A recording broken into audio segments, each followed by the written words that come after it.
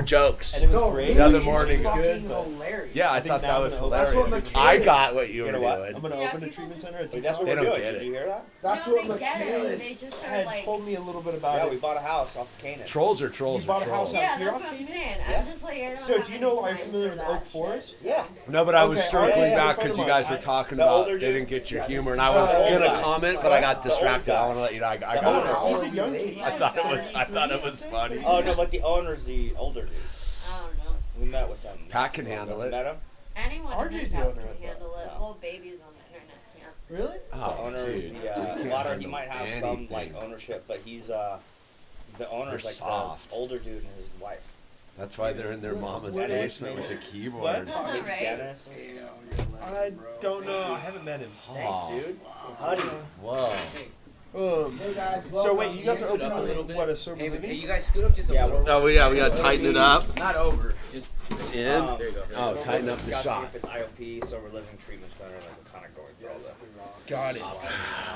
All right. Let's make sure that we So start I think what I'm doing is it's going to be a detox residential. It's Cliff licensed, so it was a congregate living home that's sitting empty. It's got the license attached. You don't have to do any work there. Good. And Loving this gal who owns it is hiring me to chilly today, so do the detox but I part. got a heated jacket, so it's Yeah, getting me warm. it's What are you? You're a it's a shady carpenter, right? fucking industry. Electric So- right now. Well, the thing Electric is, what? people are Electrical. shady who run Okay. it. If you run it right, Who you working with? if you're like honest, like Buddy of mine named You Sean can make great Hayward. money and you can provide a great service. Like, H&S. Okay. so that's my hope. Just to Kind of like took over his run it the right dad's way. company about Working for this concierge how many years ago, man? place out of Century City. And just fucking been taken off. Malibu. Like my boss Yeah, was like, plenty of go work take out meetings there, with man. everyone you can take meetings with. And I'd say like 80% of them were like, oh yeah, you know, What's that? we can do bed vouchers, you know, we'll give you X for like this insurance policy. And I'm like, oh yeah, we can't work with you. And he was like, that's what I want. I want to figure Check out and who's rails. going to be like that, who's going to provide So As quality my treatment. as my So son Brett, says, 80% were like, it's big and it'll Ben take you Voucher. away. what's going on here? you don't want to do that. Like, They're you're cracking right. down. Oh, it's, okay. 310 just got shut down. Yeah, well, not only And then, are I they mean, this shut should be down, going like, under people are the going to chair. jail. No, like Right. 310 got So raided it's by out the of the way. feds and Hey, everyone so- in like corporate, Can you guys, like out on bail how right does now. it sound? Can you guys hear me? Is it It's working? and they should be. It's fucked Human up. trafficking, right? It's fucked up. All right, guys, welcome. Welcome. We're running a little bit late. You can't be late in God's So world, can you? Billy's not really going to be making it. So we need someone to fill his shoes. Where's Corey? Corey's an alcoholic. Oh, cool. Dude, I'll jump in there. I know how to do Corey, this. I'm Hamish. I'm an stoked for alcoholic. Corey, 'cause he finally like came around. He's like, I think I got this thing. Good. He knows he's got. He's got it. He's got it. Well, I mean, you know, Corey. got the he's been coming allergy. around Yeah, here, yeah, yeah. Not really. He hasn't been an alcoholic. Yeah. So we're gonna start working steps. I'm pretty stoked. Oh, good. Are you going to deal with that? Fuck yeah. Okay. Yeah. Oh, you are too. Well, you asked me to. Well, yeah, you were going to. Yeah, you should call him. Yeah. No, we're all doing it. I go Like how with that us, works. Yeah. We're all I wanted to start doing stuff with you. I'm doing it with Michaelis. Isn't how he he in has- like? He has The me doing. Philippines? He's in fucking Bali, but the way Bali. he's taking me through, it's like he's not. The whole idea of a sponsor is like that's not even. It's just like we need to be going through this book with as many people as possible, Yeah. all as much as possible. As often as So I'm possible. doing it like through. It's like really cool. That's dope. So we doing this? Yeah. Okay. I just need a minute. All right, so yeah, well, Should we you start? wanna run it? Yeah, I'll do Right, it. It's sure, pretty yeah. basic. I'm Hamish Alcoholic. This is the Sermon on the Mount meeting. Emmett Fox. We read this, discuss this. It's a 4-minute 2 and 2 cutoff. Whatever. There's hardly anyone here, but we do a 4-minute meditation. Crosstalk is welcome. And who's the timer? All time. Will you recap? And we have a Cash App for those out there in Cyberville. Tonight might have to be an hour meeting, huh? With this room. Why? 'Cause I don't want to get sick. Not gonna get sick, dude. Let you watch the TV, dude. I get a really bad allergy. So, I really don't remember what happened last week. It's okay, neither do I. It was like a lifetime ago. It's Yeah. 2020 dumpster fire. All right, Yeah, who's the meditation timer, I'll Gus? do it. All right. We going? We in? Hold on. Yep, let's start now. Let me get some of this.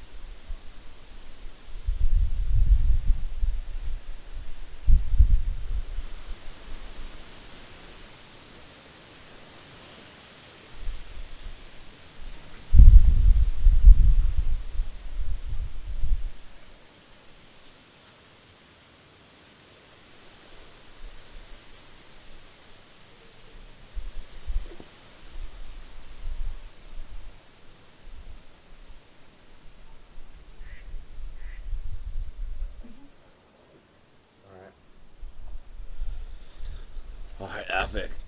Did anyone know? I heard that this book was dog-eared here on 59. Yeah, that sounds about right. Are we at that this paragraph, or are we reading the agree with paragraph? The quote from Matthew, or I did think it's like Jesus. I think it's actually 58. 58? I would. I mean, does any Jesus builds up this tremendous lesson again in the Oriental tradition, by employing a series of steps. Go. Right, you're there. You're there. Go. Pull in. Do you remember this? That's it. He's a surfer, so it's like I'm on the wave. He's like, drop it in, bro. You're doing great. Employing a series of steps, 3 in this case. He says, first, that whoever is angry really or seriously, one may say vindictively, hostile to another, is to be in grave danger. Yeah, I remember this. This is great, though. It basically saying to have resentment is dangerous for us, to be angry. And finally, that to hold so low an opinion about a fellow creature as to allow ourselves to consider him to be outside the pale, so to speak, is to shut ourselves off from any hope of spiritual fruit while we remain in this state of mind. To call a man a fool in this sense means that we consider that no good is to be expected from him, and to do this is to bring very serious consequences upon ourselves. Dude, this is fucking amazing, but it sort of calls something into question for me, and Kevin here too, because we went to Liberty House, and we're going to be opening a sober living. So sometimes you gotta, I've been actually thinking about this lately, like, you fucking selfish piece of shit. Like, that's the type of shit that they're saying in that house, and that sometimes you need to say in a sober living with a newly sober, selfish alcoholic. But I'm thinking here, I'm wondering, well, maybe not. Like, maybe there's a loving way to approach alcoholics, even in their early sobriety. I don't know, just something I'm thinking of, because I just recently had a pretty gnarly group with this my sober living, and it's kind of a big deal for me, because I've recently sort of been, you know what, I actually don't know if like on non-com or not. It hasn't really been made clear to me, and it actually wasn't very angry and hostile the way I was being rude, but it just what it calls into question for me is like whether or not there is ever a time to be hostile with a newly sober alcoholic who's just totally in their disease. Maybe, but I think the point they're trying to make here is like never give up on them as human beings and like be resentful. But we read that last week, so I'm just going to read this next part that we didn't read, or we may have actually even read this next part too. Note carefully that the authorized or King James Version of the Bible, which is by far the best all-around edition for spiritual purposes. What's up, Paul? What's going on?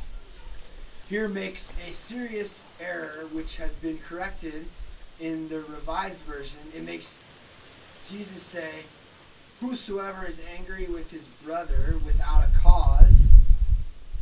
We need to plug that phone or else it's going to die. Whosoever is angry, please. Thank you so much. I love you, bro. I'm realizing that might sound a little hostile, which is super weird given what we're reading right now. So the King James Bible, which is the best version of the Bible, which is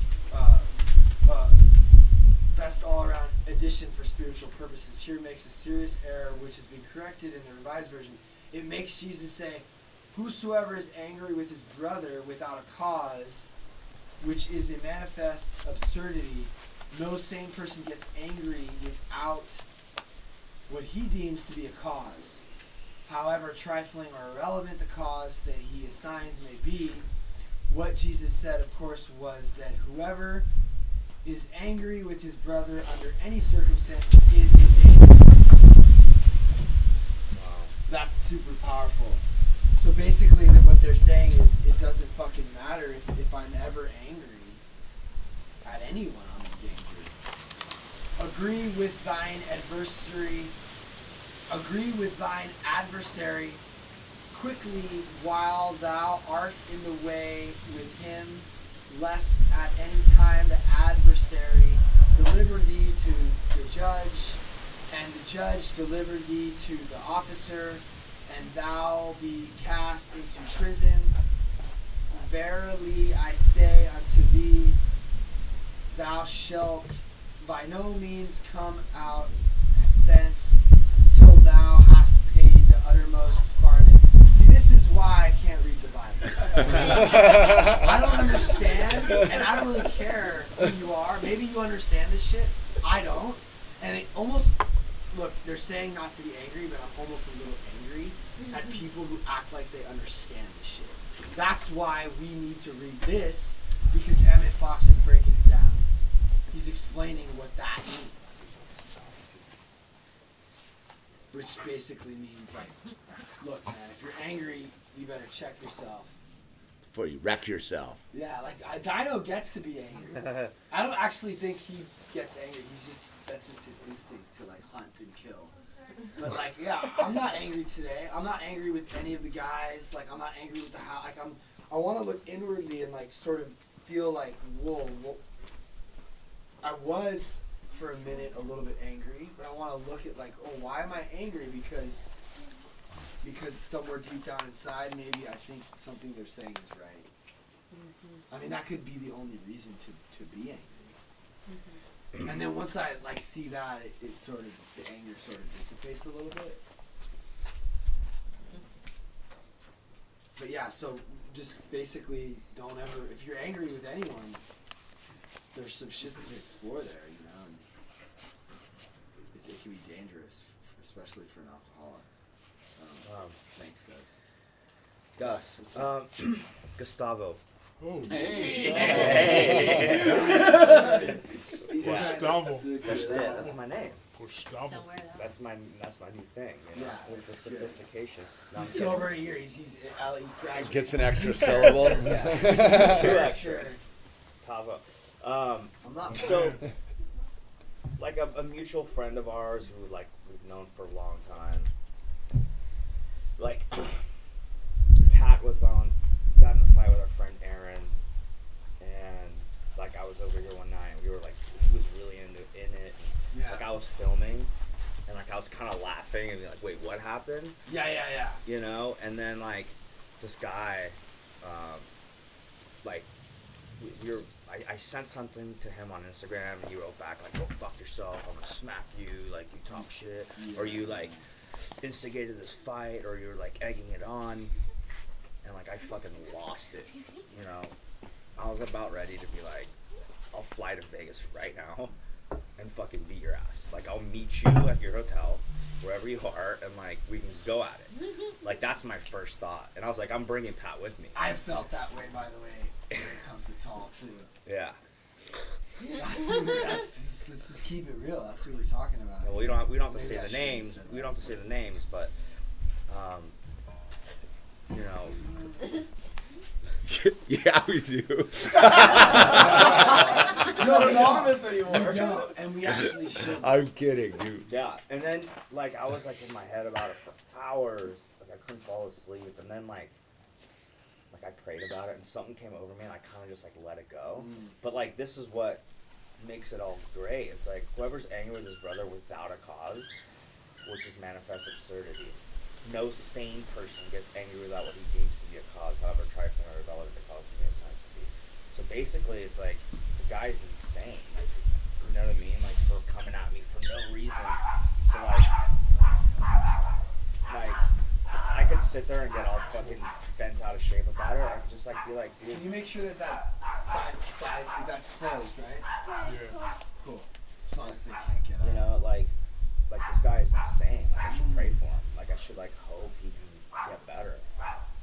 And that's like the only thing that like takes away my like, you know what I mean? Like my anger back at him. You know, it's like, why am I getting angry? Because he did that. Why? You know. And like it happens to me too. Like in a while, like, I'll be driving over here and I'll be angry at, like, Danielle or something. Like, it'll just come up. You know what I mean? Or you sometimes, or, like, whoever. And people, like, I know really well, or, you know, it'll just, Tim. Like, it'll just have this, like, anger out of nowhere. And it's, like, weird. I don't know. I don't like it. And I try to, like, shake it off, but, yeah, I mean, the only thing that works is, like, surrendering that anger and, like, trying to not let it bother me, because at the end of the day, like, I'm the one being affected about it, you know, by it. We were talking about this, like, last week a little bit, like, you know, like, stand face or, like, let it go. And, like, pray for him. Absolutely. So, thanks. Thank you. Can you say my name properly, then? Gustavo. Rudy. Rudy alcoholic. Rudy. It's strange because what I keep thinking about the most, like reading this, is how like angry I am with myself. I'm, like not really resentful or angry at anybody externally right now, but it's like I don't really have a reason to be mad at myself right now either. So is that dangerous in its own right as well, to like carry self-resentment for what you deem a cause? Do you just pray that away? Or like I mean, with, like, I was always angry at myself. Like, that was my number one thing. But, like, I think that once you, like, do some work with that, you, like, get to step 4 and, like, making amends, like, a big amends is, like, making amends to yourself. You know what I mean? And it feels like it comes from like a mentally ill place though. Like Yeah. where it's like irrational you know what? Yeah, you know what I do? Like, and self-punishing. my sponsor told me this. Like, every time, like, you have these, like, really angry, like, mean thoughts about yourself, treat yourself as if you had, like, a 2-year-old kid who's, like, walking in front of you. You know that's you. Like, that's Yeah. you, a little you. Like, you would never treat a little you like the way you treat yourself now, which is, like, anger and, like, self-pity, you know? Like an unruly teenager that you think you can just shut the fuck up. Yeah. Like, you look at it like a little child Yeah. who doesn't, like, know any better. 'Cause that's what... Huh? Sometimes I have to see that person as that. Yeah. And it helps you. Yeah.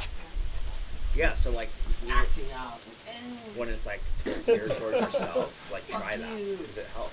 Yeah. Like, pray it away. Like, you wouldn't, if you had a child, you know, son or daughter, like, you wouldn't treat them like that, ever, No. right? No. Even if they, like, were crying and, like, fucking breaking shit, you wouldn't, like, you know what I mean? Like, it's a, so And that's, it's like, almost just as dangerous to like hate yourself that much as well.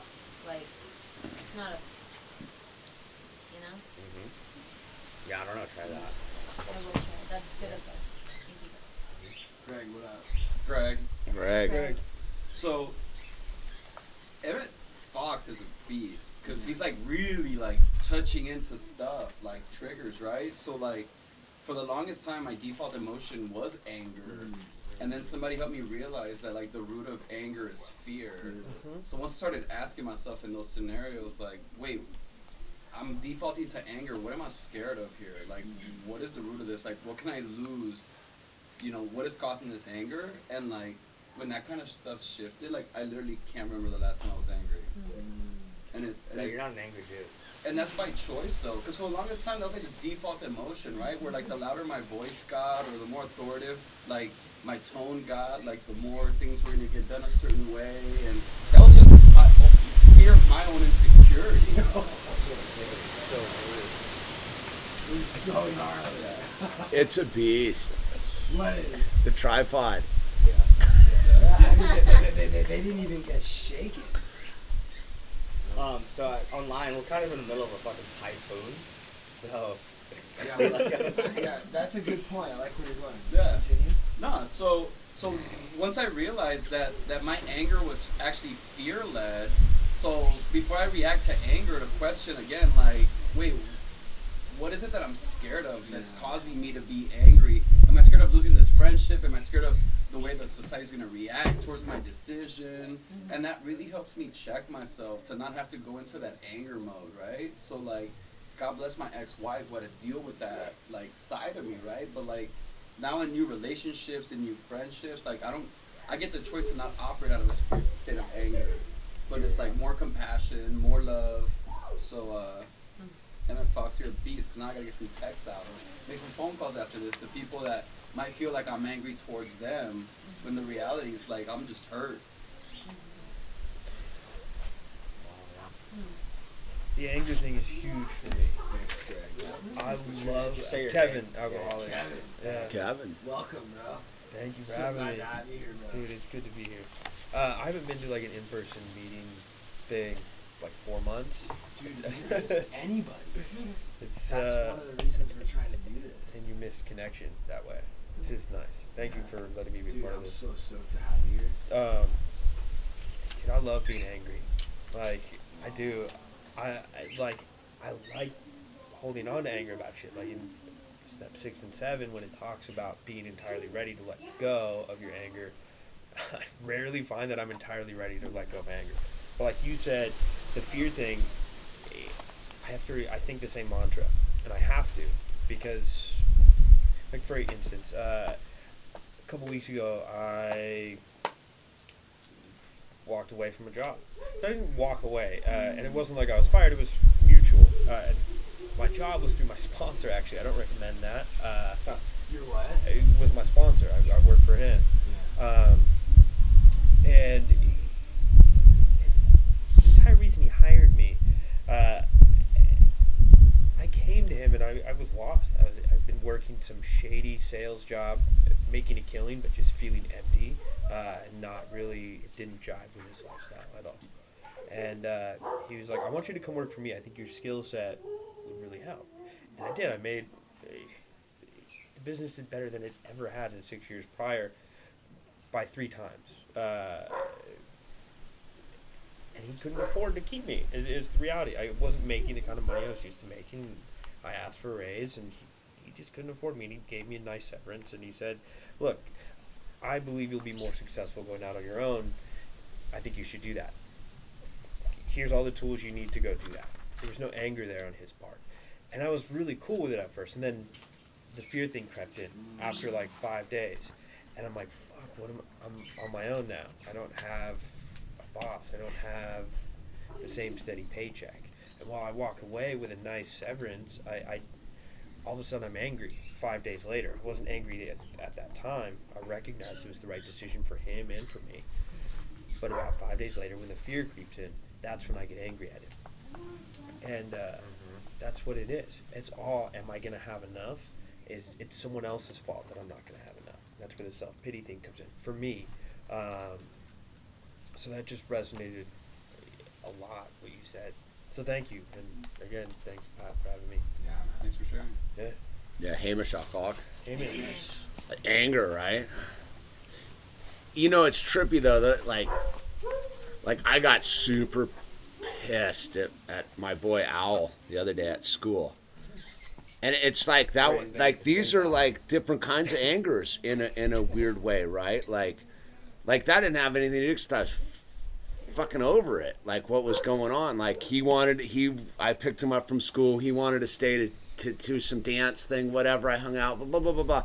He had his tantrum a half an hour later outside of my car, man. Like I don't know, man. The screws just popped outside of my head, and I don't get pissed a lot, but I wasn't pissed out of anger. I was just pissed, like this has been going on too long, right? Like dealing with like a 5-year-old, like that thing you were saying about like, oh, you treat yourself like, well, I don't know, dude. Like, cause that 5-year-old needed a kick in the pants too, in that sense of like, I had to pull over on the side of Canaan and go, look, dude, you're crying. I'm pissed. We're not stopping. I'm going to get out of the car and go sit on this rock. Like I've never stopped the car. Yeah. I was owl. That's rad. So I had to go sit on the rock, dude, right? And I was so pissed. Cool, because he wouldn't. There was no. It was just gone. It was gone. But then I think the other night, like Saturday night, me and my stepdaughter got into it, and it's been a long time. But it was this weird it's just this weird dynamic. And it tracks the thing where, like, I wasn't even pissed to her. It's just this dynamic we have. Once the ball goes to a certain place, it's game on. It's full locking horns, like, all the way. And, like, you know, here I am 2 days later. So I just sat and I'm quiet about it. So right before the meeting, I was calling my wife going, look, I'm not mad about anything. I'm horrified in light of what's going on, that, you know, with the teenager and this whole scene. I get it, but, like, you know, you're either with us or you're with the boyfriend type of deal. Like it's a very trippy thing, this anger thing. And from my sober experience, I've learned that every anger thing in sobriety I have has actually led to, like, a good thing, as long as I'm willing to humble myself and circle back around. Like, every person I've ever gotten mad to in sobriety, I've had to circle back to and make amends to, and I've ended up having, like, a super rad moment with that person that I never would have had in any other way. Did the anger need to happen? No, but then in God's perfect plan, like, maybe I was supposed to get pissed to check my head, because I'm alive, right? Like, I didn't get sober to be dead. And to go back, what you first said, which got me thinking, was that if anyone had been a pussy to me, getting me sober, I wouldn't be sober today. I needed people to be like, hey, look, little fucker, dude. You need to fucking pull your pants up and show up and do the shit, because you see that weakling over there? They're loaded. You know what I mean? And I kind of run the same thing. It doesn't come from anger or hatred, or it's just like, you asked me, I'm telling you, like, I don't beat around the bush. You want to beat around the bush, you know, mattress sober guy, feather mattress as we used to call them. I'm not laying feather mattresses out, dude. Like, go get loaded, dude. Go drink, dude. Go. And it's that thing where, like, it doesn't come from anger, that space, because I need people to be, like, rough on me. You know what I mean? Like I get your angle, like, and I'm talking to you a little bit, Pat. Like, I like your no bullshit approach on something, because it makes you show who you are. Because anger without, like, the runaround is just, that's foolish, right? Because we're sober. Like, I'm alive. I'm a fuckwit left to my own devices.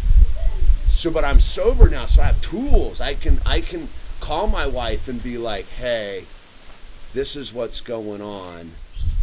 And it's not because of any other thing, except I'm not playing around anymore. It's 2020, dude. Check out the world that we're in nowadays. Like, there's no more, like, pussyfooting around 10 months later, dude. Like this is the way it is.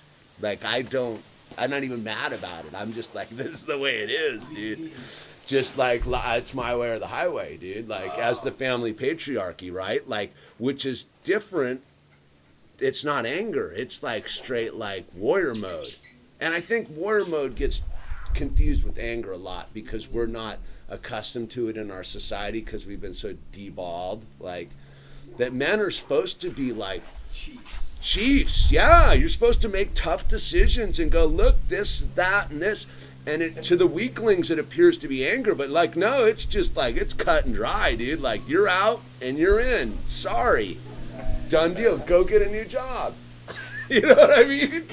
You needed that. I needed people to tell me, stop being weak. Stop being a yes man, a fence sitter, a little worm, and what are they, chameleon, dude. Stop trying to fit in, all that kind of stuff. So I trip on anger. I use it as a tool, but it's also my Achilles heel. Feels good. Feels good. I don't know, man. I'm sober enough for it. It's the red flag. Like, what are you doing, dude? Yeah. You know, like, I use it a lot. I'm not saying that it feels good in that sense. I'm saying when I get angry at someone, then I can make them wrong and I can be right. If I'm angry at someone, like with my boss, right? He says, stop doing real estate, stop, working these other side gigs that you're doing, and come work for me full time. I'll make sure that it's worth your time. And then he like says, hey, look, I really can't afford you. And I think there's an ability to be angry there. Yeah. Sure. But at the same time, me being angry at him, what does that do? All it does is I get angry and I'm still out of a job. Like you said, I need to just man up and recognize that this is the best thing that could have happened. He was just doing what was right for him and his company, and that's correct. And I can hold on to the anger and I can feel good about being right in that, but at the same time, then I'm disconnected. And this is my sponsor. This is the man that I turn to for most of my spiritual guidance in this program. I think that is what anger does, is it separates us from each other. And to me, the whole program of AA, recovery in general, is about being connected. So when we're angry at each other, there's a lack of connectedness. And that's huge. Yeah. That's what that does. So while it can feel good to be angry at someone, it's totally defeating the purpose of recovery, to me. I agree. Concur. Yeah, I mean, to me, Thanks, Kevin. Thank you. Thanks, David. like whether I'm right or wrong, like anger just never serves me justice. Like it never makes me feel good. Mm-mm. Like, you know, like that. Temporarily, maybe.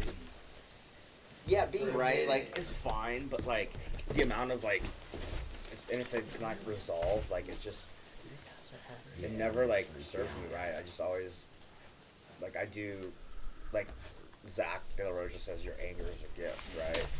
And like I think it's not anger, like you were saying, it's like a cheese for warrior. I think it's just like determination and drive, and like people do confuse that, right? As anger, Confidence, confidence, ambition, intensity. yeah, yeah. Those can I mean, there's ways to seem- like a lot of, not everybody, but there's a few people I know that like are very intense and driven and passionate, and like they have a way of leading and talking to you in a way that like is inspiring, but like also like you're fucking up, Mm-hmm. right? You know what I mean? And it's not manipulation. It's like Steve Jobs effect. I don't know. He was a dick, but period. I think. I don't know.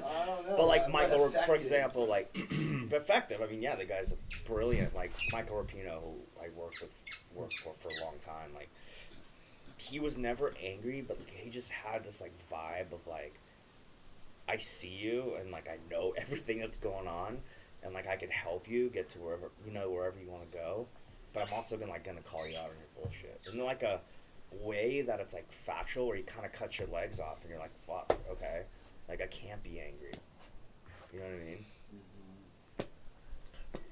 I don't know. That's kind of like, especially now we're gonna like open up this business together, and it's like we're gonna have a lot of employees and a lot of people around who are sick, and it's just like you're gonna come off angry and you're gonna come off as like this dick. Then I don't know if that's like the right approach. I don't know. We'll find out.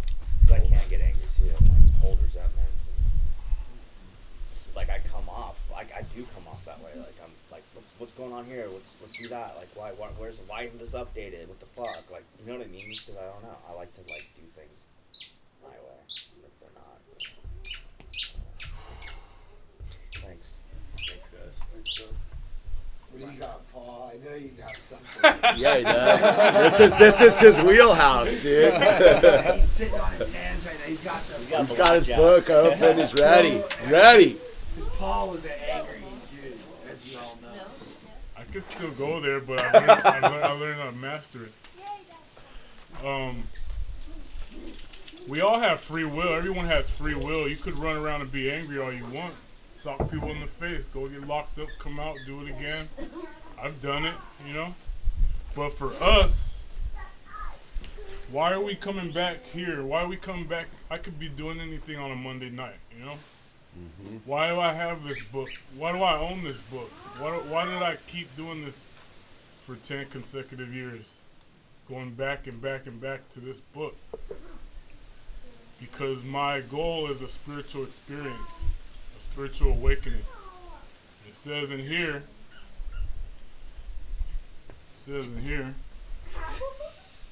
it is plain that, I read this like 2 weeks ago.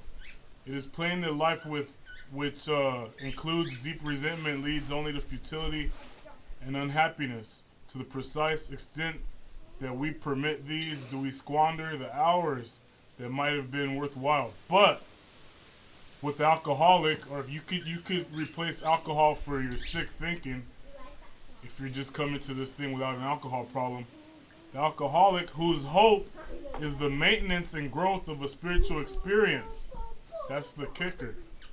If your hope is the maintenance and growth of a spiritual experience, the business of resentment is infinitely grave. Mm-hmm. We found that it is fatal. For when harboring such feelings, we shut ourselves off from the sunlight of the Spirit. If I'm doing this to get to step 12, a spiritual awakening as a result of steps, one of the steps here in the fourth step is to master resentment. If I'm going to have a spiritual awakening, if I'm going to look at books where it's talking about Jesus and try to have a spiritual awakening and be a spiritual person, what do I look like being resentful or angry? Why would I even do this work? Don't make no fucking sense to do this work if I'm gonna sit here and be angry every chance I get. It don't make no sense. Why would I do? I may as well just go out and start listening to. My band was Suffocation, you know that? I'm a death metal. I like death metal. I don't listen to death metal like I used to. I like Obituary and Carcass. I had to put those bands behind me, man. I love that shit. Dying Fetus. I'm Dying Fetus. Yo, you know what I'm talking about. Pungent Stench. I'm Reverse Pit, dude. Straight up. I can't do that no more, man. I haven't been to a death metal show.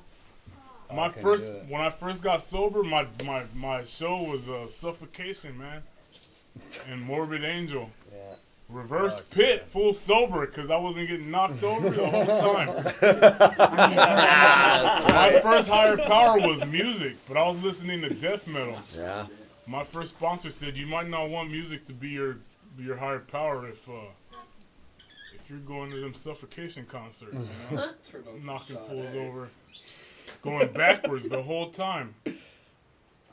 I hated those fools. I have to take a spiritual approach to life. And if I'm taking a spiritual approach to life, anger and resentment can't be in my vibration. It's not my frequency. I can't vibrate at a high frequency being angry. It crops up, the ego crops up, but I must. On page 88 of this book, it says, we alcoholics are undisciplined, so we let God discipline us on the simple way we have just outlined, which is the first 11 steps. That's the only way to live if you're going to live this way. Or else, I got a daughter. I might not have my daughter no more. I just bought a new badass house. I won't have that. Everything's out the door if I start running on anger again. It feels great. I like punching people. I like the result of my fist in someone's face. I love it. But I can't live that way. I've changed my life, you know. I threw away the bottle, and with that bottle had to go with the anger had a big part to do with that. I can't live that way. If I'm gonna be spiritually awakened, that puts me right back to sleep, man. Spiritually, you may as well be walking around here dead, you know. That's all I got. Yeah, Hamish alcoholic. You know, I think a lot about what you're saying, you know, because that is it's the easiest low vibration to get, right? Anger. Anger's like super tangible, man. Like Dark side. the dark side's right there. It's I always look at it like as a carpenter, right? It'll take us like a year and a half to finish a house, you know, from ground up, foundation up, man. Fucking overnight, man. Gone. Overnight, dude, just like that. And I think that about like anger a lot. That's why like I what the thing's saying, right, is if you carry it, you're doomed. But we have it. Like I have that like in me. Like I'm diseased. I'm at discomfort. I'm not discomfort because I'm happy. I'm discomfort because I'm angry, dude, at not being happy all the time. Because I see the people doing it. I see the I don't know what they are, but I go, wow, how do you do that? I don't do that. So it's the thing. Even as checked as I am, I'm like, it's like the other day, like prime example, like with my boy, like I was the best dad in the world for 25 minutes from the time I got him to with him with this whole like I want that and this and that and this and that, and then at some point the screws popped because I lost track. I fell out of the thing. Stop holding the springs I down. stopped holding the springs down, and I went, but it wasn't like I rolled out of it and was like this is clean. I had to go home and sit and like lay down and be like, oh dude, that's my little guy, dude, like he's tripping, dude, I'm tripping, like why did I go there? And then, you know, we rallied around, have a big conversation. He's 5.5. Like we had a big talk about like anger and this and that and what had gone on and how we got to this point and how we would communicate different next time. And you know, it's that's something my dad didn't do with me. If my dad's watching, which he isn't, but I love you, Dad. But you know what I mean is my dad didn't circle back around and be like, hey, this is what I did wrong and this is how we could have done it different. Smack your ass again. Yeah. And he wasn't that kind of guy, but you know, like it's just that thing of it. It's a gift if I choose to kind of leave it behind. Does that make sense? Yeah, Like man. it's this thing where like I can't not pretend I'm the saint, but I know before God, right, that God's watching me. Like, all right, dude, like, are you gonna do a workaround on that shit? Are you gonna pretend you didn't? You're gonna go lay on the couch and be like, oh, everything's cool. Hey son, you want to play? I know. I had to bring him back around and humble myself before my little boy and be like, dude, look, man, I could have done a lot better, son. You know what I mean? Yeah.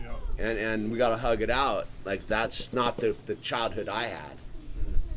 You Everything know? we've been reading is leading up to this point. We read, blessed are those that are persecuted for righteousness' sake. And we read, being a light of the world and a salt of the earth. How am I going to be a salt of the earth and the light of the world if I'm running around angry? It's impossible. That you're known for your fruits. It's going to talk about that in here. You're known for your fruits. You're going to be known for how you're with the actions you take. You know? And persecuted for righteousness' sake, people will use that shit against you. Oh, he says he's all spiritual, Yep. and he says he lives a spiritual life, and he goes and reads Sermon on the Mount, and he goes to church or AA meetings, and he's acting like this. Why would I want to go to church or listen to Jesus or anything if I'm going to act like this? They'll persecute your ass. They're waiting to persecute you. People that don't live this life, Yep. they're waiting for a reason to pick you off for any action you take that's contrary to the way they want to think. People are waiting for a reason to persecute you. And it won't be for righteousness' sake if you're running around here pissed off. So it's a very sticky subject, man. Let's read this next thing here. This is fucking amazing. This next little portion. So I read, so I guess what, are we going right or left? How do we do it? So it's like, I thought he did right. Okay, so agree with Diane. Nice try. Right here, this paragraph. He always thinks to get out of It this. starts left of the leader. This paragraph is of the utmost practical importance. Jesus is stressing here the instructions contained in his injunction to watch and pray. It is ever so much easier to overcome a difficulty if you tackle it immediately at its first appearance than it will be after the trouble has had some little time to establish itself in your mentality, to dig itself in. As the soldiers say, soldiers know that as long as troops are marching across open ground, it is not hard for the enemy to scatter and destroy them. But once they dig into the ground and entrench themselves, and they become exceedingly difficult to remove. So it is with evil. The moment it presents itself to your attention, you should immediately turn it out. Repute it. What is that word? Repudiate. Repudiate it. Thank you. Refuse to accept it and quickly confirming the truth. Give it no chance to dig itself in. If you do this, you will find that it will have little or no power over you. This procedure will involve a tussle. It may appear for a little while that the enemy is gaining around, but provided you have tackled him in the very beginning, he will presently disappear and you will be left victorious. That's a good one. Yeah, that's a good one. Mike the alcoholic. Mikey. Yeah, I mean, just the whole anger thing, and it's tough because it's like being a human being, right? It's like I have a lot of time sober, but what does sober mean, right? What does sober mean? Soundness of mind. Right, to have a sound mind. So do I have a sound mind all the time? Absolutely not. I do if I'm plugged in. I do if I'm working with others, and I am living the set of principles that I've been taught and seen work. But it's so hard to do what we're supposed to do. I constantly have to tell myself, well, I can't do this alone. So it's like a perfect example, like soldiers, the enemy, right? Fear is the enemy. That is as an alcoholic, fear is my number one enemy, because I can feel a certain way something can happen, and I can be triggered within a second, and all of a sudden I'm back to fucking thinking fucked up thoughts, you know. And I was told and I was taught that you're gonna think a certain way, but it's what you do with that thought. The next action is what is the most important thing. And the most important thing is not always the easiest thing for me to do. So, but hearing this reading about, I mean, evil and the enemy, and, you know,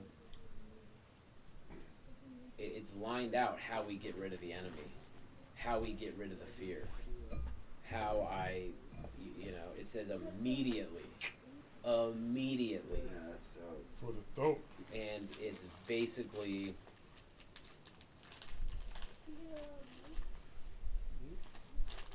fear. I mean, resentments it's all fear based.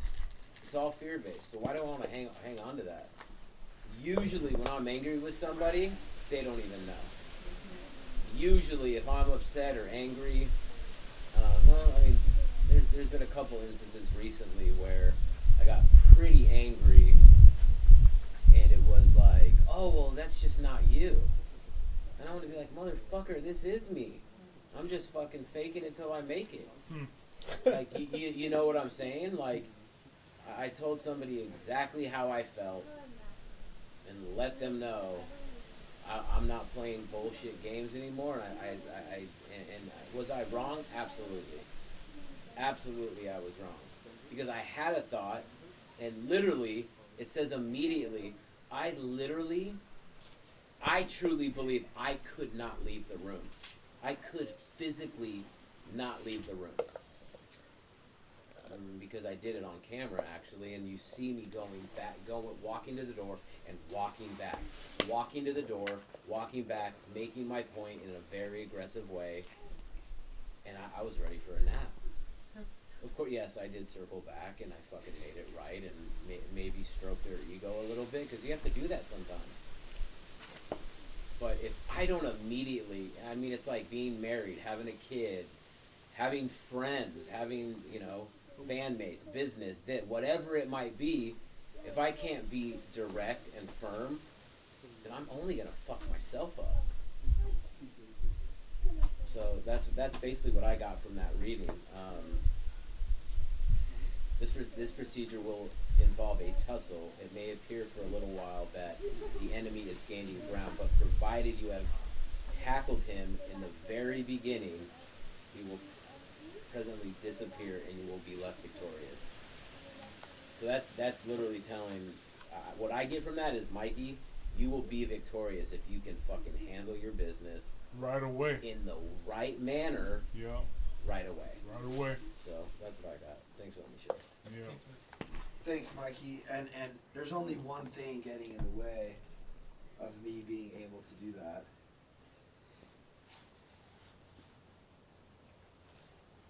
What's that one thing?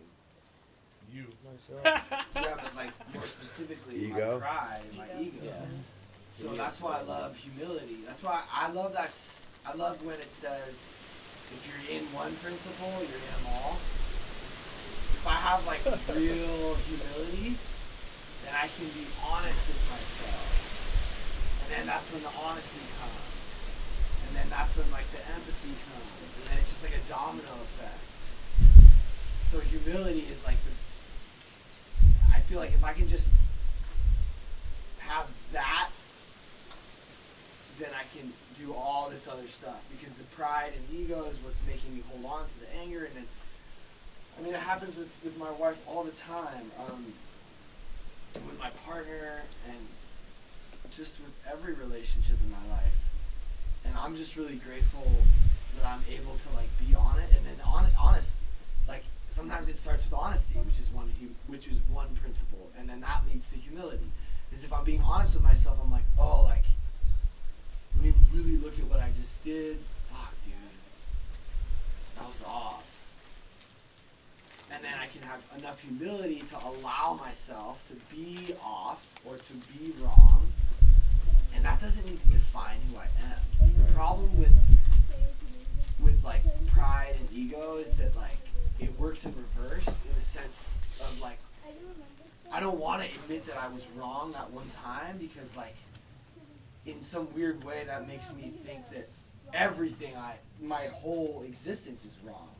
And because deep down inside I'm like insecure and I'm like maybe I am a piece of shit, so now I need to defend this one thing till the fucking bitter end. And that's like almost ego and pride in reverse, because if I can expose that one mistake and be like, yo, I'm flawed, and that's what learning to lose is all about. It's like learning to be like, yo, I fucked up, but that doesn't mean I'm a fuck up. It means I can learn from that experience and grow. And I just want to have enough humility to be able to like address that right away in the moment. And it's always pride that's like preventing me from being able to do that. So humility is great. Corey. I just love this idea where it talks about the moment it presents itself to your attention, you should immediately turn it out. If you can. Right. And how can you? And the thing is, right, it's like you said, being honest, and that just naturally brings humility. If you're honest, you can't avoid humility. Yeah. It humbles you, to be honest. But in the beginning of that paragraph, it talks about Jesus is stressing here the instruction contained in his injunction to watch and pray.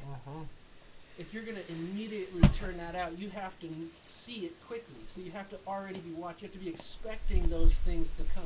You got to know they're coming. You have to just expect that you're going to get angry at things and be watchful. And as soon as you see it, pray. And turn it out. It doesn't say figure out what to do with it. It doesn't say process it and act on it. It says turn it out. Just get rid of it. Yeah.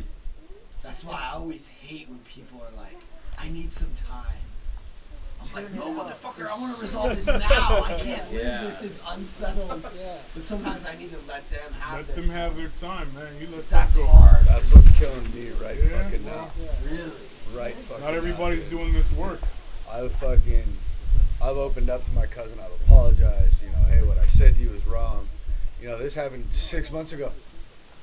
And I haven't heard a fucking word from him. And, it's killing me inside because I want that instant gratification. And, he won't give it to me. 6 months later. Like something like, it's hard. hey, dude, I'm still mad at you. Like, fuck off.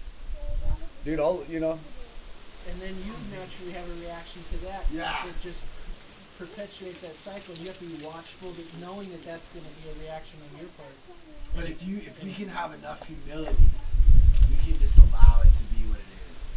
I'm going through it too. Like I can't even talk to my sponsee anymore at Liberty House. I can't even talk to him. My family spent over $30,000 for him to be at this place. I've been talking to him every day for 7 months, and now fucking radio silence.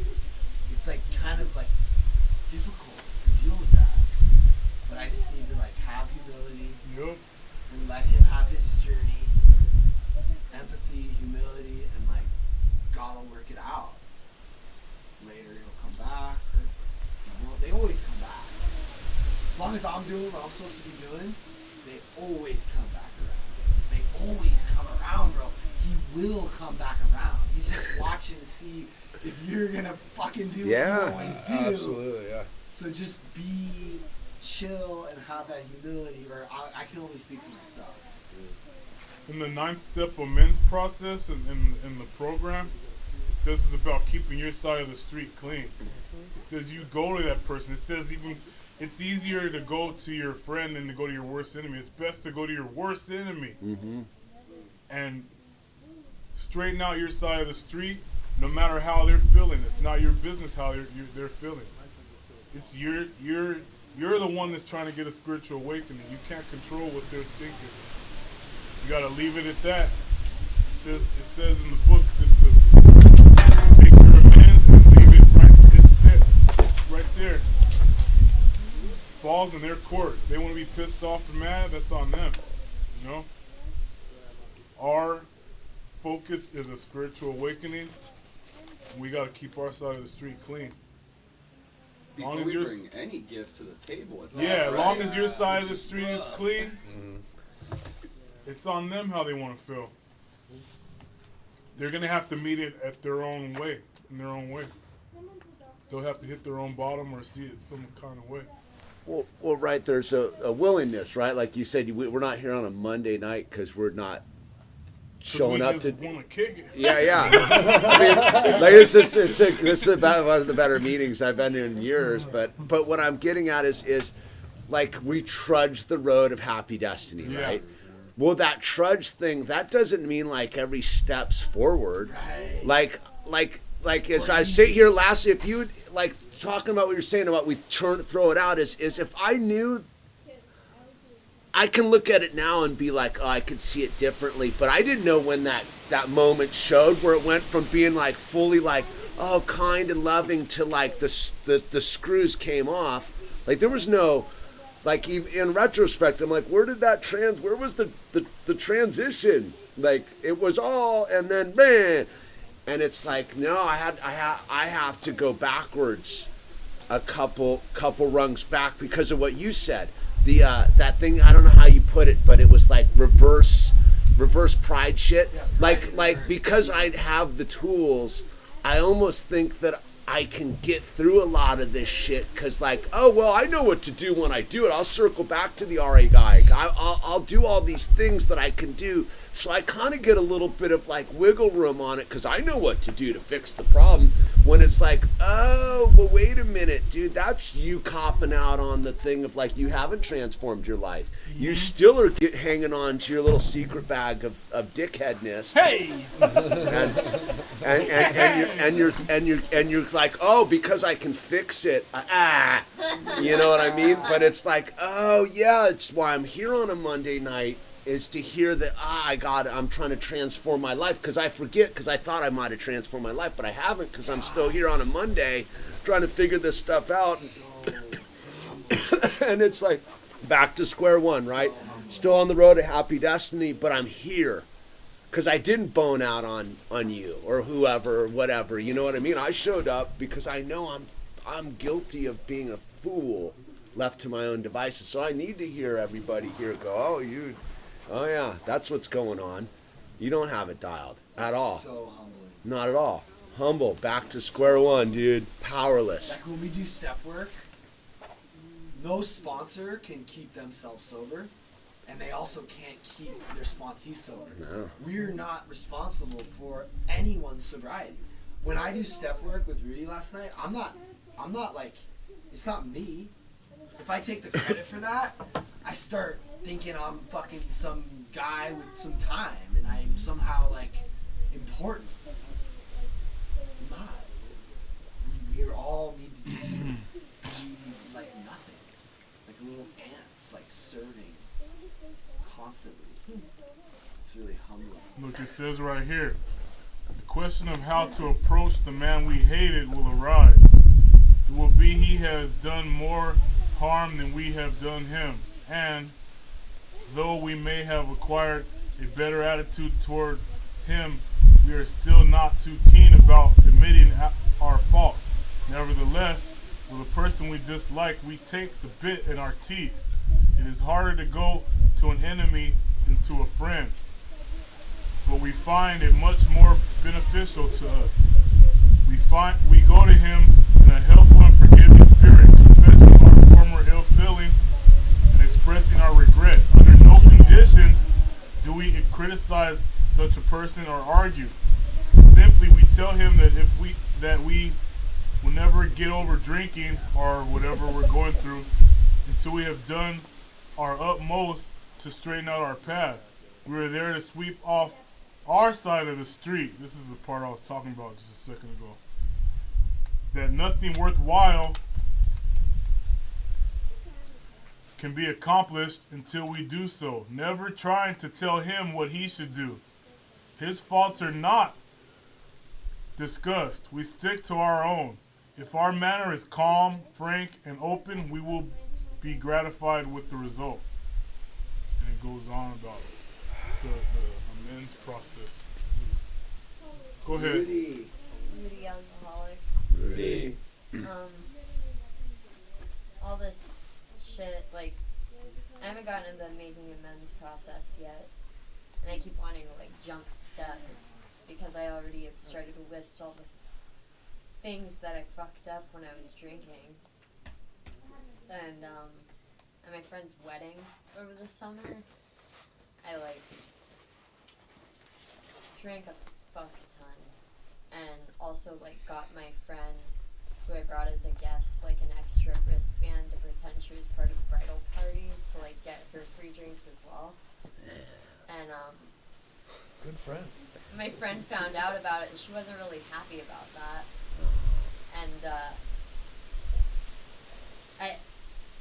I just keep thinking, since we've been talking about this, I really need to, like, apologize and not try to justify, like, why I did it or, like, why it was okay that I did it, even if whatever my reason I thought it was, like, at the end of the day, I was trying to not drink alone and, like, not get fucked up, like, alone. And I did it for me. And I just keep thinking about all the times that I've apologized since I've started using that I didn't really mean it. And some of the only times that I apologized were to make myself feel better, not really to, like, let someone truly know that I was sorry, but so I didn't have to feel guilty about it anymore. But reading that kind of affirmed the fact that I need to redirect my way of apologizing and being humble about it and not trying to justify why I fucked up, and instead just trying to, like, realize that even though I do mess up, I'm not a fuck up, but I'll continue to be a fuck up if I don't change the way I deal with the things that I've already done. That's all. Yeah, the reason the steps are in an order form is so you build your foundation with God. So when you go and do your amends, it's God talking through you. Because you might go with your feelings and shit might crop up. You might get pissed off and you guys might get in a fight. If you don't wait to step 9 to get a firm footing, yeah, you just, there'll come a time. Yeah. Did other people want to skip steps? In, like, the beginning? Everybody wants to do step 1, then 12. Yeah. Get sober and then go help people. That's the thing, right?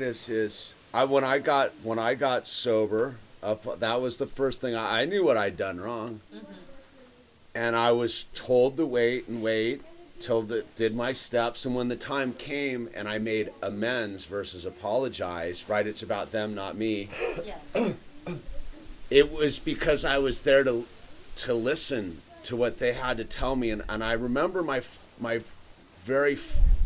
third amends, right? It's the thing of wherever versus whenever, right? So my wherever, the first amends I made, I was coming out of CVS, and it was someone that wasn't even on my list. It was this girl that was my neighbor, and we had sort of hooked up, and I'd done her dirty, right? And I bumped into her, and I was like, hey, and I walked past her. We said hello. I walked past her, and I go, this is the thing. And I went back, and I went, and I talked to her, and I owned what I did, and I listened to her tell me how it affected her. Yeah. And it was a super great moment, but it was this thing where it wasn't about me. It was about this person that had these things that I didn't even know about how I had treated her. And it was like, oh, okay. Because if I had rushed out and started apologizing to mom and dad and this and that, I never would have gotten the true effect of what it was this not random, but this random encounter in front of the CVS in Malibu with this person, because it was God's time for her. And I was sober enough and far enough down the thing to realize that God was orchestrating what was going on, and it wasn't me, that it was my time to show up in God's plan for this thing. And it was a beautiful thing. Like we healed I've known this person for a long time. Like, it's one of those dumb things, right? It's a spiritual encounter, but it made us stronger, because it wasn't about me anymore. It was about me fulfilling this journey that I was on with God and her and all of us. So the time will be so. You'll be surprised who pops up. Where? People that aren't even on your list. Yeah. Like, things that your ego. That's what it says to be real thorough. And to tell your whole story, because things pop up that the ego hides that you didn't write on paper. Yeah. They'll pop up. Yeah. One of the great when you're ready, when you have God in your foundation is firm enough, and you have God enough in your heart that He's gonna do the work for you. One of the great things about doing like steps in order. So like it talks about in the book. I think it's page 82. A farmer comes up after a cyclone and sees his house ruined, and then goes to his wife and says, "Ain't it grand? The wind stopped blowing." Yeah, like that's right out of the book, and that's most people. They want to get sober, get 30 days, and then apologize to everyone in their life. Yeah, I did it. I've seen it. I saw a guy. All my ex-girlfriends in front of my current girlfriend. At the last treatment center I was at, like, this guy calls his wife after being sober for 2 weeks and tells her about all the times he cheated on her. And like we were like, dude, this isn't how it works. He didn't even have a sponsor, but he had read that like we should make amends. And so he like blows up his marriage. He's got kids. They're like, fucking what? Like, dad's not coming home anymore. Like, a big part of this. Part of why acceptance is really in the first 3 steps. Clinicians would call it learning to tolerate uncomfortable emotions.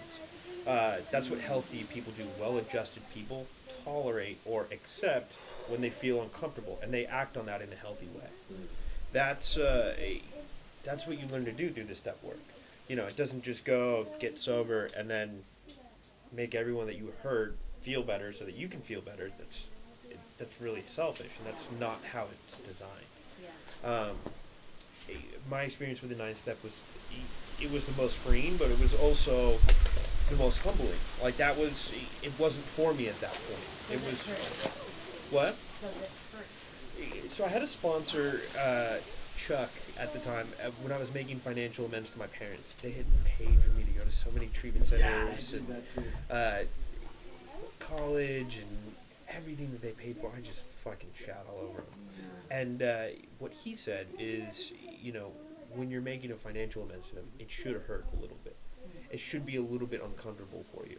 Like, the actual amends part, the verbal stuff, like, that doesn't mean anything. We're all freeing. fucking Those are freeing alcoholics, but at the same time, we've all said "I'm sorry" a million times. It's really the action that you take behind it, and part of that action is like, yeah, it should hurt if you have to make a financial amends. It should be uncomfortable for you to pay back someone else's money. Like, that's, I believe, where it should be uncomfortable. Other than that, yeah. How the fuck, dude? Bro? They accepted your money. I explained. Because my dad won't take any money. My parents wouldn't either, and I had to break it down. Like, look, I'm part of a program that requires me to make an amends to you. Please take this. It's for my sobriety. Wow. And like, they said no. But yeah, eventually did, and what I did is I would take a portion of every paycheck, and some it hurt more than others, and I'd give it to them. And now I'm able to like talk to my parents as like we're adults. They talk to me about their mortgage now, which is so fucking weird compared to like the shithead I was, who just took. Yeah. You know, it's entirely freeing, but there's obviously some discomfort there that, you know, because of the first 3 steps, I learned to accept and like sit with and be like, okay, this feeling will pass. You know, what do I do next? Like that's high level, because like he didn't pay them back for that. He paid them back so he could Be free. not feel Yeah. like less than, or That's it. it's hot. It's crazy. It's an esteemable act, and that's what, like, pride and ego. The opposite of that is having like actual self-esteem. And that's like Yeah. things like picking up cigarette butts after meetings, and you know. I read a really good quote that Commitments said, do for us. no, sorry, yeah. No, go for it. Thanks, Uh, Kevin. That was so thank good. you. An apology without action is emotional manipulation. Yep. You know what I mean? Yeah. It's like you can go and do your amends and like say sorry to everybody, cool, like all right, move on. But like, if there's no action, you're just manipulating. You know what I mean? Yeah, Like, sorry. That's what Wickham did that a couple months ago when he was first getting sober. He made this whole big deal. He's like, bro, I need to make amends to you. Like, I'm like, all right, cool. Like, he came over. I think he sat in on this meeting, and he probably listened to anything we said. He was just in his head thinking about this amends he was gonna make to me, which we made in there. And then like the next day, he was like upset with me because I didn't tag him or some shit the right way. And I called him and I was like, you remember when you asked me like if there's anything you could do to make this situation right? You can find all that footage you lost, and you can do this, and that, and then he just got all fucking mad, hung up on me, blocked me, ghosted me. He ain't ready, dude. Like ghosted me, like hurt me worse. Like he hurt me worse Yeah. than if he would have just not made amends at all. So we have to be real careful. You gotta be real careful Yeah. with yourself, Like, man. Like you have where to take we're action. coming from. Like I know for you, Rudy, you're in like it's all about this ex. Yeah. Like all you can think about is your ex, and it's like we're going to attach ourselves to whatever the thing is that we think is going to be the thing that's going to fix us. For me, it's all about like, you know, this brand and TikTok, like just like I don't know, for lack of a better word, like fame or like success online. And it's funny that I've manipulated it into carrying this message, like because this whole brand I'm trying to grow has everything to do with this message, but at the same time it's like this message is don't worry about the results. Don't let things be what they're supposed to be. Like fall back, have humility. So Let go, let God. yeah, so I'm struggling with that every day, as far as realizing that whatever the fuck I think, once I get to 1 million, then it's gonna be chill. But there's No, but like that's the lie that I'll believe. On a bad day, I'll believe that lie. The same thing, and for you, it's whatever with the ex or I've whatever. also been doing this thing where I'm like, am I really an alcoholic? Well, that's also I keep trying that's to lie the to biggest myself. lie that we try to convince ourselves of. Yeah, I keep Oh. doing that. I've been doing it all week. But you know what happens before that? Before that, I attach myself to these other little lies. Like, for when I was doing the music thing, it was like, oh, if you just get the iTunes, the number top 5 or whatever in iTunes, whatever, the target's always moving, but I'm believing the lie that some external thing is going to Fix you. fix me. So if I believe that for long enough, Mhm. then I start going to, oh, maybe I can just drink. Like, Like, is that chill? Like, no. so now you're starting to, you know, There's a whole play with chapter about that. the big lie, which is Yeah. the drinking thing. So, which is weird because we're doing the step work and I think it is popping up though. No, it really is just me, but like it's been brought to my attention because of people around me relapsing and things like that, where I'm like, huh. Maybe you would handle it differently. No, it's not so much that. It's more like I start comparing my journey to other people's journey and being like, okay, well, it doesn't hurt me as much. Maybe I'm not hurting as much as other people do in their early sobriety. Maybe I'm not as far down. Maybe you're not. I don't Some know. are sicker than others. It's that's okay. Is this like? But I feel like that's not really a safe thing to tell yourself, because then you're like, well, if I'm not that sick, am I really sick at all? Are you just being like influenced from like, let's say like your sponsor, because your sponsor's doing this and this and this, and maybe you're like, Yeah, because like when it went down, I was sort of like, I thought like, why did you do that? I've had so many sponsors go out. Yeah. Yeah. I've had 6 or 7 different sponsors. We just read it last night. Yeah. A sponsor cannot keep themselves sober. It's not there. Nor can they keep you sober. Yeah. This isn't about anyone else except for you and God. When Yeah. you start drinking, can you control it? Why do you drink? Do you drink for the effect? Wait, hold on. Yeah. One question at a time. First, When you start drinking, can you control it? I used to be able to, and so no. then No, I used to. Right now, if you went in a bar, if the bars are open, can you do some controlled drinking? Yeah, but that I would say yes, but that's a lie. I feel Well, like. you might. It's in the book, it says you might be alcoholic. You have to diagnose yourself. I Right. can't tell you. That's where it's like everything that you just said, Yeah. I have said, Yeah. and I guarantee if anyone else is an alcoholic here, they have said that too. Yeah. and what That- was your that- question? Sorry, after you're done, I want to hear. That's where it's like, if Yeah, me too, by the way. you're a Absolutely. yeah no, but you're around. Like, here's the thing. This is what I had to realize a long time ago. Yesterday, I'm gonna not to future trip. I'm gonna have to realize this tomorrow. That's how.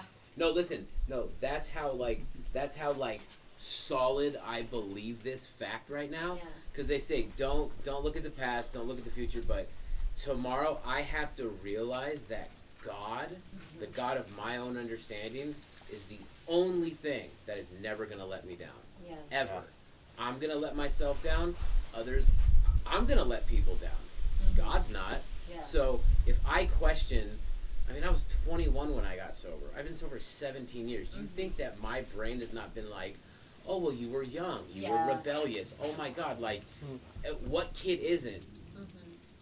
Drugs and alcohol defined my life and nearly ruined my life, and I didn't drink like anybody else that was around me. Yeah. I'm an alcoholic. I'm an alcoholic. Oh, okay, cool. So I didn't have to say it. But listen, you're not. The problem is like you're not ready. This is what someone told me. I'm not unique. No. I mean, I have it tattooed on me. I am not unique Yeah. because everyone else has felt what you have felt, Yeah. and it's a matter of sticking to it or not. Yeah. That's it. That's it. So that's where it's like I resonate with that because that's a thought that will pop out of nowhere. Yeah. But I have people I can call and be like, yo, guess what my fucked up mind just told me? Guess what my disease just told me? Yeah. And they're like, oh, well, you're, right, you're right. Step one, you have to concede to your innermost self that you can't drink like others. Yeah. Yeah. I mean, trust Step me. I one. mean, I had for 5 years. Pat was there from like, 7 years ago when I called him. Like, I think I have a problem. I came to prime time. I started going. I had a year clean or sober. Then I went and started drinking again, and I tried. Like, I was an athlete drinker. Like, you know what I mean? Like training. Yeah. Then Like I a mean, professional. Like, Yeah. I knew every which way to hide shit. I'd fucking wake up and like get sober before going to work and crush it. I fucking had bottles in my car for the right time. Like I just had everything like under control. I thought. I didn't What was know. Kevin's Yeah, question? So do you talks about it in the book. It says we drink essentially because we like the effect produced by alcohol. But for alcoholics, the kind of deadly part there is. Let me give you an example. I was working with a client, and she refused to go to treatment, and she needed, a 24/7 companion with her. Housewife, husband had like 5 houses. She just lived at the one out here. She couldn't go to Trader Joe's without picking up a bottle of vanilla extract and drinking that on the way home, thinking that her kids would just smell the vanilla and not the alcohol. The reality is, like, she sees the vanilla extract and would say, "Huh, got alcohol in it. I wonder what that will make me feel like." And that's, to me, that's everything. That's the difference between an alcoholic and a regular person. What will this make me feel like? Why is the way I'm feeling right now not such a problem that I need to feel something different? Like, that's the drinking for effect. That, like, other people, they use it as a social lubricant. Mine was for like burying my trauma. Yeah, well, that's. Okay, But so that's there the you go. effect right there. That's, this will make me feel But different. also, I think what I will say is, I will ask this question: do you do that same thing with your thinking on a daily basis? I'm unlearning it, but yeah. Yeah, like I notice you doing all the same things that I do as far as how I think about.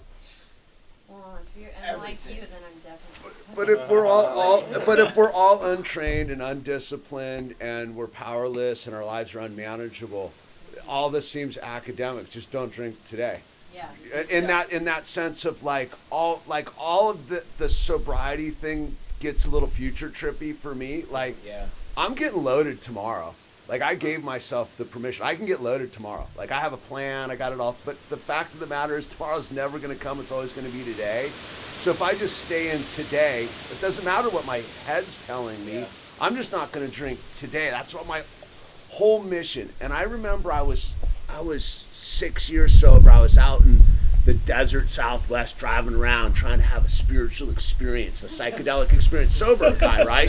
I'm driving around, the snow came in, I got all like weirded out, and I was like, let me find a meeting. I went down to St. George, Utah, and I heard this old timer just lay it out. He was just like, definition of a spiritual experience is I didn't drink today. And I was like, oh, duh, we can make such fucking mountains out of this stuff when it's all we got to do is not drink today. Academically speaking, that's the simplest route. Yeah. Just don't drink today. But one thing that helps me see my alcoholism in the day I'm in sober is my thought life. Yeah. But that's advanced, man. Right. So Rob You're what, 30 days, 60 days? She can, but I 50. know she can see it. The way you think about the X, the way you think about. I'm obsessive as fuck She's about so. everything. So I think even in early sobriety, we can notice, like, even just asking that question, Sure. "Can I drink like a normal person?" says something Yes. about you not being a normal Yeah. person. Normal people don't even ask that question. Yeah. They don't They serve never it. ask it, let alone ask it like 20 times a day for like months on end. Like, I feel like you might have some feedback on this, like considering what you've been going through, if you feel comfortable sharing it. Yeah, sure. Yeah, I think that's something I've been battling for a long time. And December 3rd, only a few days ago, I decided not to drink. And I believe I'm an alcoholic, and I believe that I'm powerless over this drugs and alcohol. But you've been asking yourself And if I've you been- were for 20 years. You're right. Normal people don't ask themselves that Right. question. Like, Yeah, normal people don't sit around in a fucking 100-mile wind torrent asking themselves, like, am I an like alcoholic? let me Am I ask you this, alcoholic? Greg. Let's ask Greg. Greg's not an alcoholic. Yeah. Right. Do you have these kinds of thoughts? I don't. I don't. No, that's why I love this meeting, bro, because we have people that are. I'm here for the spiritual growth. Yeah, well, that's stronger. So, Yeah. but like I was in No, but here's something you're not gonna get at normal AA meetings, and I love that. Because Yeah. we have people here that aren't alcoholics, like DDA and and Victoria and Greg, and I think it's so cool to be able to contrast because we have to live with normal people. Is your girlfriend sober? Yeah. Okay, well, mine's not. She's far from. She's like my. Anyone who watches your social media knows this. But like, we have to live. I'm sure you have friends who aren't. Like, Absolutely. We have to live in this world with other with people who aren't battling. But there are similarities and there are things we can learn from each other. You know, and I don't want to like block that out. You know, like he can benefit from this and we just benefited from his. Yeah. He doesn't ask himself. Like one of the first questions I asked Pat was, "Why do sober people like to remind me that they're sober?" Oh, Remember that? but I'm a unique. Most sober people don't do that. Okay. I do that just because I'm proud of it, Right. and I think that other people who either want to be sober or can't get sober or are sober can benefit from me sharing my truth. And I want to encourage more sober people to be public about it. Hence the non-anonymous. Well, that's the gig. Is the thing's real. Like I was 5 years sober. I went down to Chile for 2 months, and I ended up Are you hooking. doing hallucinogenics on No. any of these trips? No. Right. I can do that right now. I'm tripping right now, dog. Like life's a trip. So I went down to Chile and I hooked up with these 4 Australian lads, surfers. We're surfers. These dudes were buying blow and drinking, and I was the sober guy, dude. And I would just hang out. We were rolling. I met these dudes. We were rolling. I was the driver. They bought a car down there. I was driving. These guys were doing blow, and they had it all going on, dude. And I remember it was about a month into it. We're playing some game, and they're drinking, and they're hammered, doing rails, and they're like, and I'm chalking them up for them, like, yeah, dude, go. Oh yeah, no, and they're like, how are you doing this? And I look at them, I go, there's not enough. Yeah. There's not enough, bro. And they're like, what do you mean? I go, dude, there's not enough.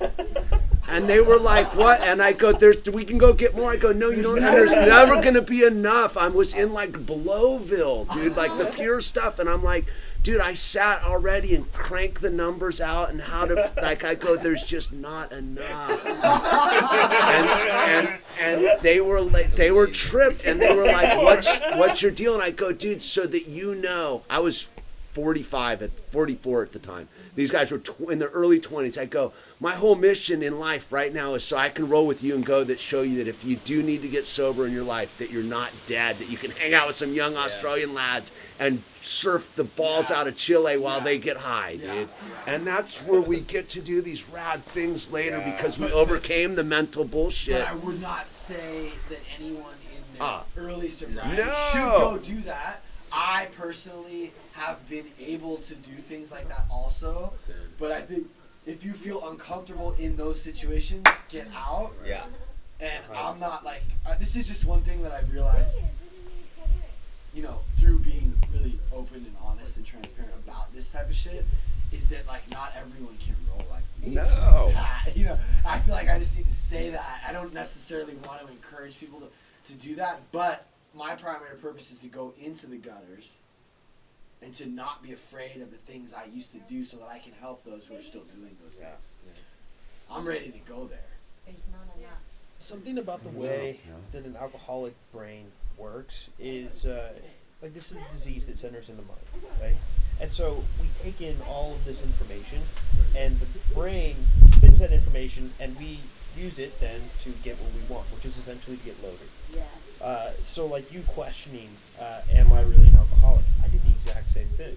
And I would take other people's experience and I would kind of use it to my advantage. Oh, well, I haven't done heroin yet, so I must not be a fucking alcoholic. And that was everything. Oh, I'm not homeless yet, so I must not be an alcoholic. And anything I could do to separate myself and justify why it was okay for me to take certain actions, I would do. But this is going to keep you sober, and you just become the most important person here because you're getting honest about those thoughts. Yeah. Or we all relate. Well, but that's the trip is you're doing more for my sobriety than I'm doing for yours. That's the beauty of the game. Yeah. You're gonna get to the other thing, and there's gonna be some newcomers. You're gonna be like, thank you for like, because I so don't obsess on it like that. I can think about it, right? Like I always the thing that stands out most in my early sobriety. I was 4 months sober, and there was this old fucking timer, dude, 25 years sober, some old guy. bitching and moaning about people drinking Jack Daniels at the dinner at the table next to him. And I remember sitting there being like, what is that? I don't want to live like that 25 years sober and be tripping on someone else drinking. And I made a conscious decision to overcome the obsession with God's grace. And like, I can sit and be in drugs and because I'm sober. Like, I don't want a sandbox. I'm an architect of the universe with God's blessing. So why would I make sandcastles? You know what I mean? I can make fucking spaceships and shit, man. Can I read an internet question? Somebody Yeah, has? please. Thank you, Greg. So Cootie Cat asks, why is it so hard to quit something and not go looking for something to replace it? So she's having a hard time dropping one addiction without replacing another. Because right? that's what we do as alcoholics or addicts. We're Cross addiction. constantly looking for something to fix what only God can fix. And this actually works. Like, well, the big book.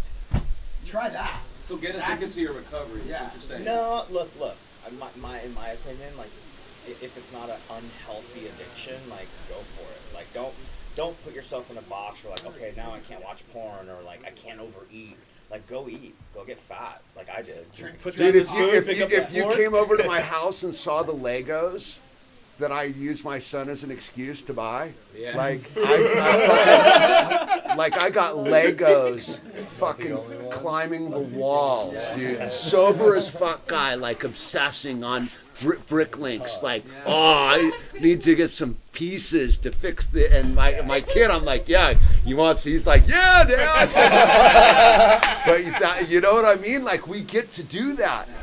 I'm doing it because it's like, healthy. I'm doing it with like recovery too. Yeah. Like, I'm getting like, you know, we I think alcoholics can be some of the most productive, like functional, successful people. Once you save someone, dude, with God's grace, like once you've intervened in someone's life by just being there and help them, you're like, oh, that's the new crack hit, She's man. asking why.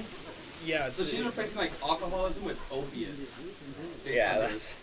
So Oh, I did that. Like, first it was alcohol, and then it was like opiates, and then it was heroin, and then it was fentanyl, and like, again, we do it because it feels good. So when you get sober, you start to focus on other things that feel good. For me, it wasn't like AA. Like, I didn't just latch on to AA at a Spanish speaking treatment center in East LA. Like, what got me, what started to feel good in there was like working out with my buddies. And so like the kindness of other people and them like not giving up on me when I couldn't do 10 push-ups. That was like kind of where my connection started. And then we'd go to meetings together, and then it was like I could hear a little bit more because they were into it. But that, like, working out felt good, and so that became my next kind of addiction thing. I had just replaced it with something else. I think that is kind of the nature of the illness. It's a mind-powered disease. Exactly. We always want something to feel good. So we have another question here from TikTok, and this lady is asking, how do you help somebody that's in denial about their alcohol abuse? You can't. Okay. You gotta figure it out. Gotta let them hit a You bottom. have I mean, you can power show over them. it. Right. You can show them tools. Try to and you can raise take their them to a bottom. It's in a meeting program and, of What if it's a attraction partner? What if versus it's like your promotion. girlfriend or your wife? Maybe So- cut them off. That's the hardest Yeah. part. Well, I mean, Yeah. cut them off, absolutely, but it's That helps sometimes them reach a intervention bottom. works. Sometimes 12 and 12 bringing it other says we people try to from the raise the rooms bottom. in can really help. What with was that? Giving In an the 12 and ultimatum. 12, it says we But at the end of the day, try it's to on raise them, their bottom. you know? Yeah, So that's they don't have to reach Al-Anon. That's an nothing. Al-Anon thing. By cutting them off either financially or like my parents kicked me out. Like, as long as we're continuing to like enable that kind of behavior, we're doing them a disservice. That's like the hardest thing, and that's the question I get the most. So my You gotta parents get them did in the contact same with thing. someone they'll listen to. I actually kind That's of it. have a Someone little you can trust. input on that. When my dad died, I hit a rock bottom because I was not. I still to this day haven't accepted it. But when he first passed away, I was drinking fucking a handle in about a week, maybe less, and I was hiding it from my wife, my mom, whoever I could. And I finally, I don't know what I did, but my wife caught me. And she looked at the bottle and she goes, when did you buy this? And I lied to her and I said, oh, I bought it 2 weeks ago. She goes, you're fucking lying to me. I said, okay, a week ago. You're fucking lying to me. Okay, Monday. You know, and she showed me, like, dude, oh, it's Monday. It's now Wednesday and look how much is in there. I mean, I was going hard. And she took the bottle away from me and came to the house as soon as I got off work and made sure, you know, that I was happy, I was okay, and she'd take me to go do something, you know, just to keep my mind off my dad and off that bottle of whiskey that I just, it was my best friend. I mean, I didn't want to talk to anybody except me and Jack. That was it. So she kind of just stripped the Jack away from me and the alcohol away from me for maybe 3 months, and we finally just went out to dinner one day and I ordered it, kind of joking around, and she didn't say anything, and that was the only drink I had all day. And I mean, I'm not saying I'm an alcoholic. I don't know if I'm an alcoholic. I do ask myself that question every once in a while. But I know I can go to the bar and have a beer and then go home and be completely fine. But to answer their question, my wife just took this shit away from me and pretty much beat my ass. But did you want to get better because of her being disappointed? I wanted to get better so I could deal with my dad's death properly. Yeah. But and you did want to get better. Yeah. I mean, once I realized that I was drinking that much, like, there's no way I'm drinking to handle myself in 4 or 5 days. And once I realized that, I was like, dude, that's bad. I can die. You know, I'm gonna die. And I just, from that point on, it was, you know, I didn't want to drink, and then I didn't drink for 3, 4, 5 months, something like that, and then, like I said, I went out to dinner just jokingly. I got it. She didn't say anything, and you know, I'm not saying that I have a little handle on it. I mean, like you said, I can go out to a bar and have 2 beers and go home, but when something clicks in my head and I can't stop, that's when it gets bad. Yeah, it doesn't say every time you go out of control, but it says at times you lose control. But it's that one person at the bar that does it, you know, or says something to my wife or says something negative to me, and it's like, cool, let's have another cocktail, let's get ready, you know, to beat the shit out of him. For what reason? Because he said something stupid. But there's like a grace too, right? Like I had plenty of people tell me I needed to get sober. Yeah, you're fucking up, you're doing this. There was this one dude, Dave used to hang out with us when we would tear it up and get crazy, come over to our house, and I didn't even know about sobriety, dude.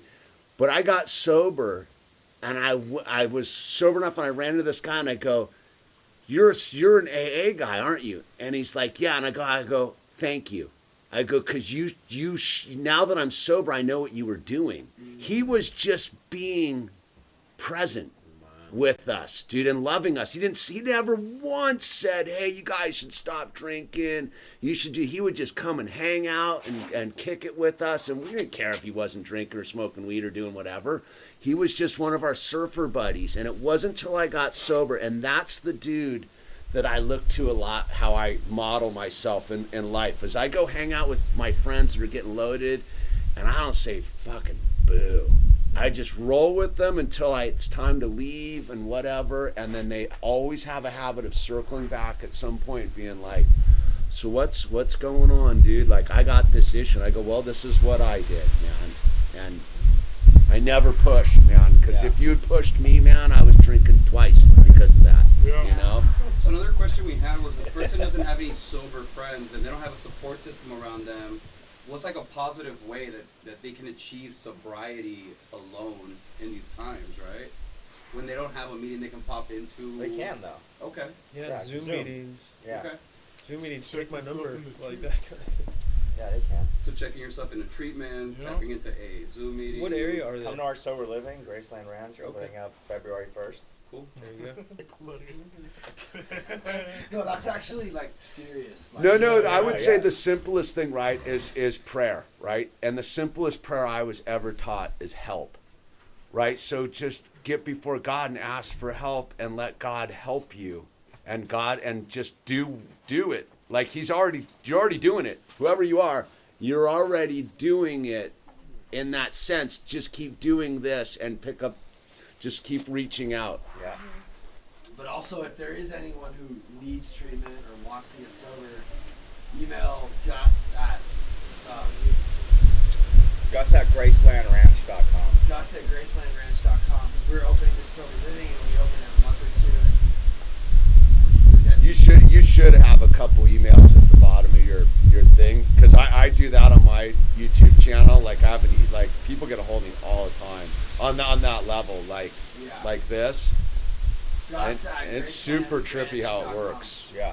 on Also, we social have media. a Cash App, Learning to Lose. Please donate If you want to donate any money, or $1, $2, $5, whatever, keep this meeting going. Million. Let's wrap it up. We're like over. Get us all We're going. over. 18. Millie eats. Dang. Yeah, all right.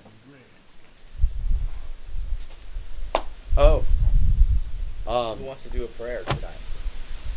Yeah. Yeah, lead us out. Moment of silence.